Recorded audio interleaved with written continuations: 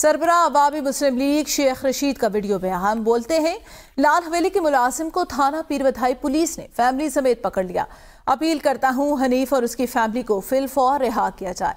अपने वीडियो बयान में कहा, पिछले 50 साल से जश्न आज़ादी का जश्न मना रहा हूं। इस दफा इन्होंने जुल्म की इंतहा कर दी। मेरी मरहूम वालदा के घर को न बख्शा। उनसे कहता हूं, इन कार्रवाइयों का कोई फायदा नहीं। वफादार आदमी हूं, इम्तिहान के वक्त दोस्तों के साथ खड़ा रहूंगा। इज्जत की मौत को तरजीह दूंगा। हम पिछले 50 सालों से लाल हवेली के आगे 13 अगस्त की रात 10 बजे जश्न आज़ादी मनाते हैं और अपने वतन के शुहदा और अपने वतन पर कुर्बानी देने वालों को सलाम अकीदत पेश करते हैं।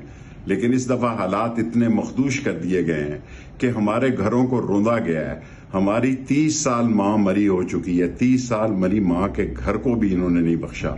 हमारे मुलाजमीन को मारा गया है। हमारे मुलाजमीन के बाजू तोड़े गए हैं।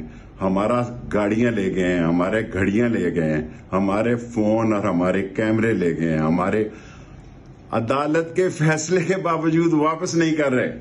आज इन्होंने हमारा मुलाजम हनीफ अपनी बीवी को लेने अड्डे पर गया है, उस फैमिली को उठा लिया है। मालूम नहीं थाने जाके बीवी को छोड़ दिया या नहीं छोड़ा, लेकिन हनीफ को इन्होंने थाना पीरवधाई बंद कर दिया है। और जितने मुलाजमीन के साथ ये ज्यादती कर रहे हैं, याद रखें, अल्लाह के यहाँ देर है, अंधेर नहीं।